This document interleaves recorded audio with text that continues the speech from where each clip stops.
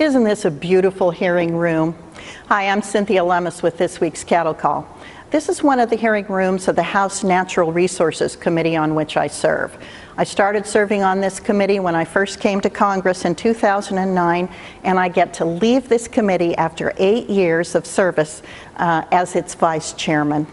This committee deals with the federal agencies that manage about half of Wyoming's lands and have a huge economic and cultural impact on the rest of Wyoming.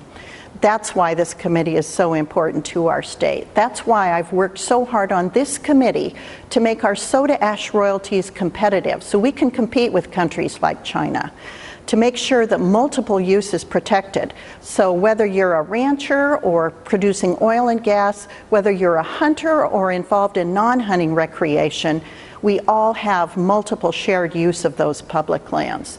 I've worked really hard to make sure that volunteers can be used to maintain the trails in our national forests and national parks.